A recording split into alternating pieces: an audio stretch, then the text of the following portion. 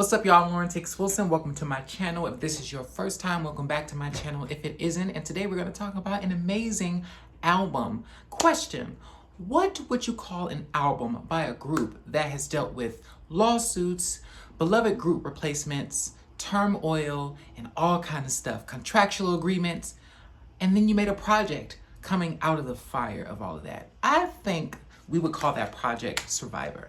Today we're going to talk about Destiny's Child, their third studio album, Survivor. Let's get into it. Don't ever doubt you'll be someone.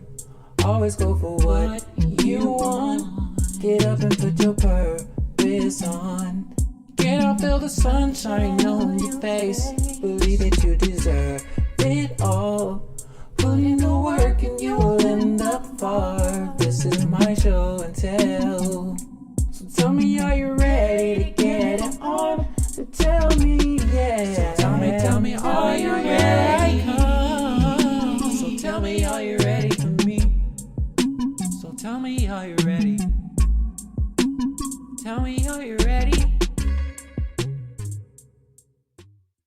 What's up, y'all? Welcome back to my channel, and today we're going to talk about Destiny's Child's third album, 4 times platinum in the US, sold 10 million records.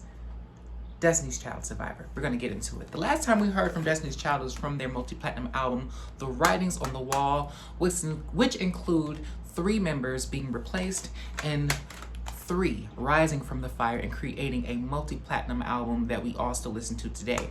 Now, I'll say this album is very much so pop compared to The Writings on the Wall. It's a big difference. It's a different sound, but it definitely brings together all 3 of them, and it showcases how they are in unison and how they really work together, and they were really meant to be a trio at some point, which is kind of sad because I love Latavia and Latoya, and I always imagined and wanted to see what it would have been like had they still been a part of the group with Michelle. You know, because we don't want to get rid of Michelle. We've got to have her. We've got to have her. A lot of people wanted to know, right after their album, The Writings on the Wall, how were they going to come back from all of the controversy, from all of the girls being replaced, from all of the rumors, from all of the naysayers, all of the people blaming Beyonce, blaming her father, doing all kind of things. The group didn't really know what to do. So at the end of The Writings on the Wall, they released a deluxe edition. Well, I won't say deluxe edition because the deluxe editions didn't really exist until like the 2010s almost, or the mid 2000s, 2005, 6, 7. But they released a 2-disc version of The Writings on the Wall, which included 8 Days of Christmas, and it also included the single Independent Woman from the Charlie Angels movie, and it was also on the Charlie's Angels soundtrack. This was the first time we've seen them formed as a trio and seen them come together, which kind of complements the Charlie's Angels theme. 3 of them, 3 of the girls in the movie, and 3 of the girls in the album and in the music video, which makes so much sense. However, fun fact, if you didn't know, Farrah Franklin's vocals are on that track, as well as more, tracks that's on this album. Her name isn't credited in this album. I'm sure that was on purpose, but technically, legally, they still have to credit her somehow, some way, and you can hear her vocals.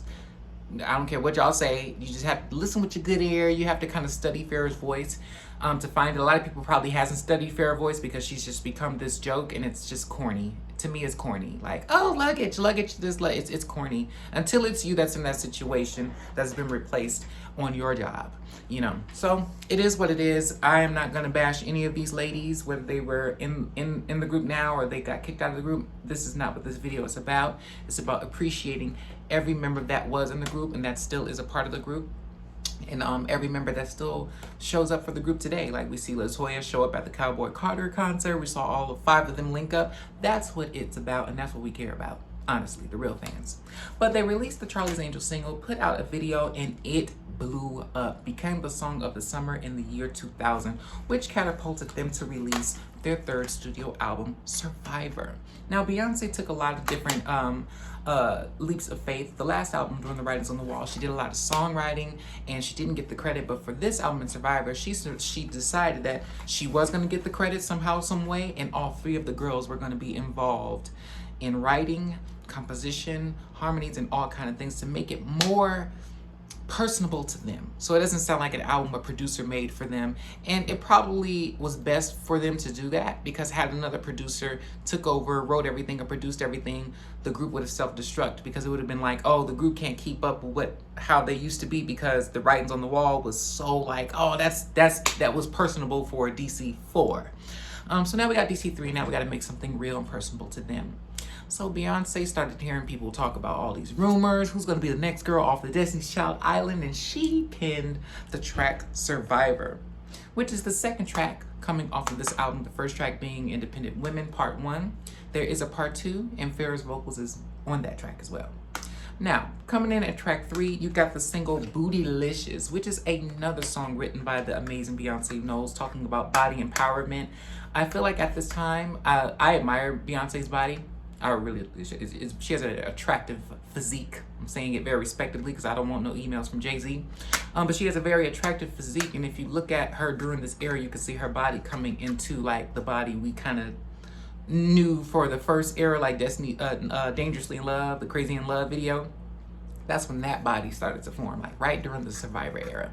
So I feel like Beyonce was doing like, you know, artists are on these treatment plans, like you gotta work out, you gotta do this, you gotta do that, and I'm sure at a certain point, you know, you chill, you have some time off of work and you gain a little weight. So I feel like Beyonce, I don't think she was ever fat, but I feel like people were probably poking fun at her body and poking fun at other people, so she thought to write a song called Bootylicious. Like, okay, you know what, we're gonna talk about body positivity, and we're gonna talk about my jelly and your jelly too. This song was pretty big. It has a remix on this single, the Richer Visions V Crest remix, and there's also a remix on the This Is the Remix album. Amazing. The Rock Wilder remix, which has a video that includes Missy Elliott. So dope, so dope. The first single being Independent Women, the second single being Survivor, the third single being Bootylicious, and the last single being Nasty Girl. This album produced 4 consecutive singles throughout 2001 through 2002. Speaking of the fourth single, the fourth track on the album is Nasty Girl. I like all of the interludes in between the album tracks. Like you have Michelle saying, I will survive being fly. Like it just brought so much more personality, because on the writings on the wall, you have each girl, all 4 of the girls saying the commandments that belongs to the album. And to replicate that, you have each girl speaking in between each track, talking about the relevance of surviving, you know what I mean, or empowering things, you know what I'm saying. That's what I really like about this album too. After track 4, you have Fancy. Before we talk about Fancy, Nasty Girl, I just feel like Nasty Girl put some clothes on. I told you, don't walk out your house, put out, you know, I feel like they was talking about Farrah. How many of y'all feel about that? Like some of these songs where Beyonce is going in on a certain girl, I just feel like she's talking about Farrah. Like I just feel like they didn't, not that they personally didn't get along, but maybe there was like some rumors to keep the girls separate. Something was transpiring. I'm telling you, something was transpiring where it made probably Beyonce feel a type of way, you know? I don't think that the girls were all personally clashing per se, and that was why she ended up leaving the group. I'm sure it had a lot to do with management, like she said, in business. But I'm sure Beyonce was like frustrated and annoyed and like on the edge of her nerves sometimes, because she's just trying to do her job and she has to get used to a new person being in the group or new personalities, all this kind of stuff. So I just feel like Nasty Girl is about Farrah as well as Fancy, because at the end of the song she goes, I won't say no names. And I know she's not talking about Latavia and Latoya because they wasn't in the Say My Name video, right? So who else can she be talking about? It could just be like a little shout out to the Say My Name song, period. But come on now, what would be the other reason? What would be the other reason? It just don't make no sense. Recording sessions are for artists to vent about the stuff that they're going through. I just can't see this song being about nobody else. I don't think she's still mad at Farrah, but I'm sure she got over it. She just needed a little venting session. Apple Pilot Mode track 6 and Sexy Daddy track 7. Let's talk about those 2 tracks. Apple Pilot Mode, first of all, the first time I'm sure a lot of Destiny's Child fans, when they heard this song, it was from the movie Carmen. How many of y'all seen that movie Carmen with Mekhi Phifer? It kind of reminds me of the Double Platinum movie when I see the cover, but it's not like Double Platinum at all. But it has the wonderful Mekhi Phifer, who also starred in Soul Food, I Still Know What You Did Last Summer with Brandy, and was in the Boy Is Mine video. And he is in that movie with Beyonce playing her love interest as her character navigates through becoming famous as her character wants to. But the first time we heard some of these songs, or more than like Apple Pilot Mode, and then the international version has Perfect Man. Those two songs were included in soundtracks. There's an international version. There's this is the standard version that I have that promotes Survivor, Emotions, Bootylicious, Independent Woman 1 and 2. Now this version of the album probably came out when Emotions was being promoted as a single. Survivor, Bootylicious, Emotions, and Nasty Girl, that is the order of the singles. So if I didn't say it right before, that's the correct order of the singles. But also Apple Pilot Mode and Sexy Daddy reminds me of the Destiny's Child's VH1 specials that used to come on, where it's like it shows you the #1 fans and they walk in the room and they have like all of the posters on the wall. So there was these two girls that had all these posters of Destiny's Child that one episode. And then there's this dude that was on there that bleached his pants and wrote different songs from by Destiny's Child on his pants. And Sexy Daddy and I believe Apple Pilot Mode was one of those songs. And that when I hear those songs from this album, it specifically reminds me of those episodes, because my mom and my sister, pretty much my mom, she would record stuff, and I still have all of her tapes. I inherited all of her tapes. So she would record those episodes. So I go back and watch her old tapes, and I find so much stuff. So that was one of the things that I found on that tape. It wasn't Fanatic. It was something like #1 fan, Destiny's Child. It was something like that. But the OG fans know what I'm talking about. Y'all comment and let me know if you've seen that special, and it's probably on YouTube on this platform somewhere. Yeah. So track number 8. I'll have to say a lot of my favorites on this song. My favorite song on this album, it's Independent Woman Part 2. The whole album is good. It's unskippable to me. It's very different from the last album, of course. I think The Writings on the Wall is better. But this is about Survivor. Survivor, the best song on Survivor, it's Independent Woman Part 2. And I know that's unpopular opinion because a lot of people don't like it. Y'all are the ones that's corny, because you have to put your mind in the mindset of the producer. Like, if they went in there and just produced some basic old R&B remix without the cartoon sample, it just would have been basic. You know, y'all just want to, y'all don't know music. So it's just like, you want a basic, like, what is that? Actually, it's very clever. You know what I'm saying? So it's just like, I don't understand why people ruin stuff. Some of y'all that y'all know how to take the fun out of everything. Y'all really do sometimes. Some of y'all, like, there's nothing wrong with that remix. It's actually pretty freaking genius. And y'all not gonna see it in probably till like 15 years later, where the single probably can't even chart no more. You know, well, probably it can get back on the chart. It can. But I'm just saying, the time where it should have been appreciated, y'all didn't, because y'all was too stuck on, why does it sound like that? And a lot of people were stuck on the Independent Woman Part 1. However, I did hear that Independent Woman Part 2 was actually the original version of Independent Woman Part 1, and that's what it should have been. And Independent Woman that actually became the original should have been the remix, because it's a soundtrack version. So it should have been a remix. But it don't matter. I like the way they did it. It still made history. It still charted. It still did well. The video is amazing. I wish we could have got a video to Independent Woman Part 2. But that was the most clever thing I heard on this album. That and then it just starts.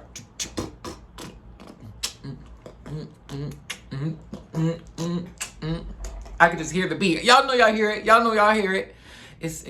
I can't even put it into words how amazing this song is.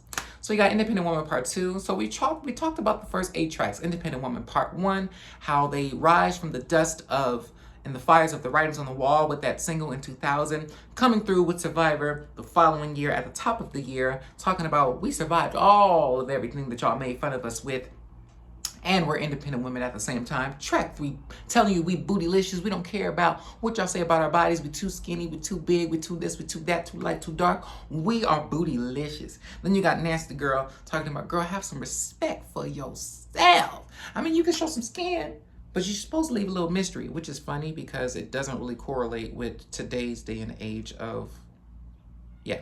Anyway, Nasty Girl to Fancy, talking about maybe I'm a fancy, classy person, but no. It's talking about how I don't like you, child. I don't like you, child. I don't like you, boy. You know, I don't like you, girl. That's what, you know, Beyonce's kind of funny, too. I think she's very funny with that. Then you have Apple Pilot Mode, where you're like, kind of like, you know, not being how do you say? I want to use the right words, but you're creating an illusion for this person that you're like, come here, girl, come here, girl, come here, girl, I got some sweet for you, or come here, boy, got some sweet for you, and you're the apple pie mode, you're the piece of pie. Then you got sexy daddy, where you're unapologetically talking about how you love how this guy looks and you need him to be the father of your baby. You're like, come make my day, come make my night. That's what I feel like that song is saying. And then you go straight into a reprise of independent women, letting you know, once again, we are independent and we flipped it, chopped and screwed it, and dipped it in some caramel. Now chew it, because we are independent women 2 times. And it also gives you the reprise of their first album, because their first album, you have No No No Part 1, then you have No No No Part 2. And since this is Destiny's Child being reset to a trio, why not implement that formula, right? Part 1, Part 2. Y'all get me. And this is why I have Part 1s and Part 2s and remixes in my songs. So let me be known for that, because I studied them. So if you see anybody else around me doing it, they got it from me. Because I studied these greats. But yes, Independent Woman Part 2, and for it to be a Part 1 and Part 2, it's definitely implementing that formula. Y'all remember the Destiny's Child website? This is what it looked like. How many of y'all came home after school and had to download wallpapers and clips and stuff like that? And how many of y'all remembered DC Unplugged and you actually went there to like buy music and posters? Like, some of this stuff is like really cool. After Independent Woman Part 2, you have, I feel like, a really personable song besides Dangerously in Love to Beyonce. It's Happy Face. I really feel like she loves that song because she always recites the lyrics in her interviews. Woke up and realized this world's not so bad after all. Sorry, I'm not Beyonce, but you know, that's what it sounds like to me. Sometimes get up, I can give up. Yeah. I love that song. It's like when you wake up from that psychosis or that cycle of depression and it's finally over, and you wake up and you remember that the sun rises. The sun is out. It's hot outside. Enjoy that heat. The butterflies and the dragonflies and the birds are flying. It's beautiful. You're breathing. People love you. Even there's people that maybe, but you woke up next to the people that love you. You may have a pet. Your pet loves you. You know, I'm just saying. Don't want to get off base here, but Happy Face is just one of those songs. Then you have Dangerously in Love, one, but it doesn't say that, but Dangerously in Love, the guitar version, not the version that's off her album. It's a beautiful track talking about how she's dangerously in love with the person that she is currently with, which is all the fans talk about the boyfriend that she had before she got with Jay-Z, how that song is about him and she wrote it about him, or rather him telling us. That's what the song is about. I just love the song. Everybody connects with it. I didn't realize that this song originally came from the Survivor album until one summer Dangerously in Love was actually released, and then my sisters popped this in, because I didn't get this album in real time. I was really, like, I was a baby. Like, I didn't, like, my sisters had this. But when I realized that that song came from here, and I was like, oh, because it's like when Survivor came out, people were still listening to this. Like, I remember when Survivor came out, it was summertime. We were in LA because that's where I'm from. That's where I grew up. And we went across the street. We lived on Western at the time, where my mom did. And across the street, my brother's girlfriend, Apple, it was a party or a gathering over there, just chilling and socializing. And they had this album. And I was shocked because I was like, my sisters don't even have this album. They're not even playing this, because we were still hooked on the writings on the wall. So it's funny how eras of albums work. And it's like you still have to kind of get used to the new releases until you see everybody else in the world buying it. So I just remember seeing it and not really knowing what songs were on there besides Survivor, right? So later on, fast forward, my mom moved out of LA and she moved somewhere else. And a couple years had passed to the point where new artists were in, like Ashanti. So Ashanti comes out with Rock With You. Beyonce's out with Crazy in Love, and then my sisters are playing this album because it's like they're revisiting it. So I'm like, Dangerously in Love came off of this album? So it was just a mind blown. Those are the memories that I like relive, you know, because to me, like, Beyonce was still that girl from Destiny's Child, and now she's Beyonce. You know, it's just freaking, it's epic, like, to witness that in real time. But yeah, after Dangerously in Love, you have Brown Eyes, which is what I love on this song. It reminds me of, Brown Eyes reminds me of Stay. So if you ever heard the Stay and then you match it up with Brown Eyes, it's bringing the album to a completion just like Stay did. So that's what Brown Eyes does. And then you have the Story of Beauty, which I feel like it's about Latavia. And then you have the Gospel Medley, which is also on Michelle Williams' solo album, Heart to Yours, being released the following year after this. And yeah, and then you have the outro, which is like a poetic outro of the girls kind of talking about how grateful they are for one another and being with another. This album is absolutely a 10.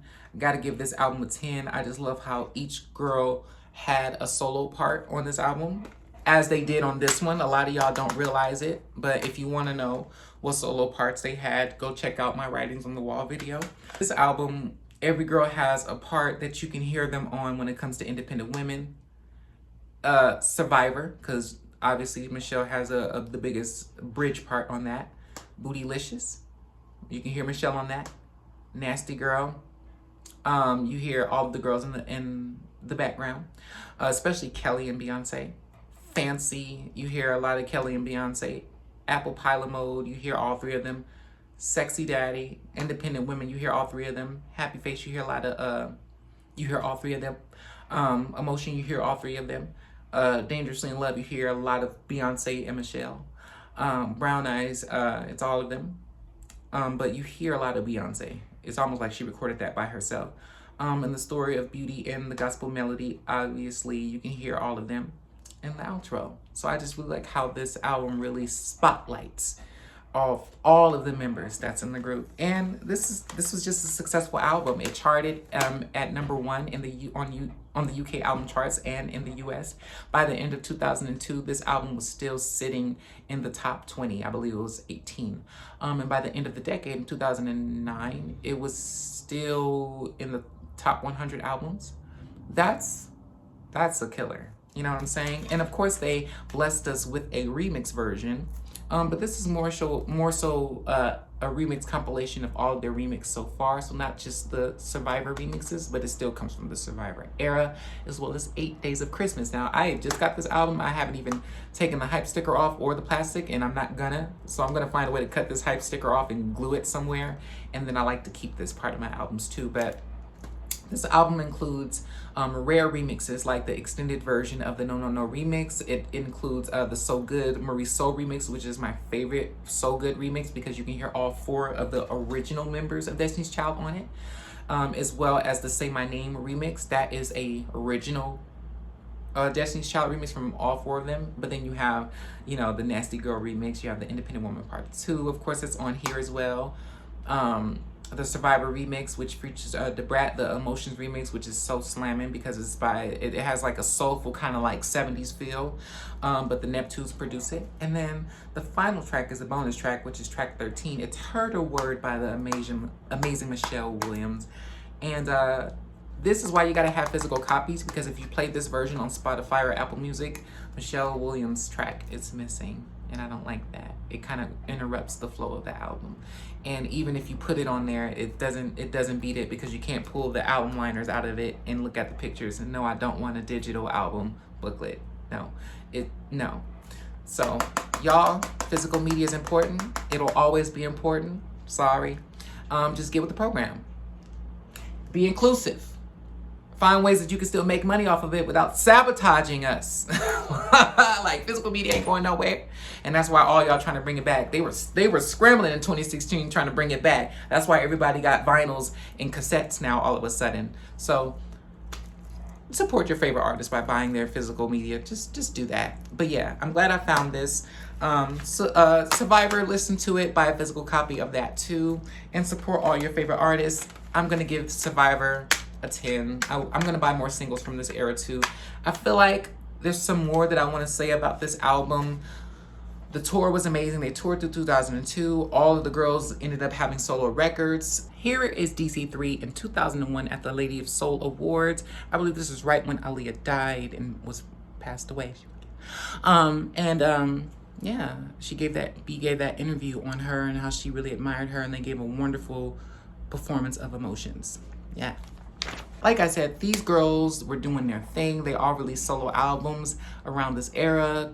Beyonce and Kelly were doing movies. This was Michelle's theatrical debut on Broadway. Gotta give this album a 10. All right, you guys, like, comment, and subscribe on this video, and let me know what's your favorite Destiny's Child song and album. There's so much more to talk about when it comes to these ladies and their albums and Destiny's Child music, but I have to sign off. I'll see y'all in the next video. Peace.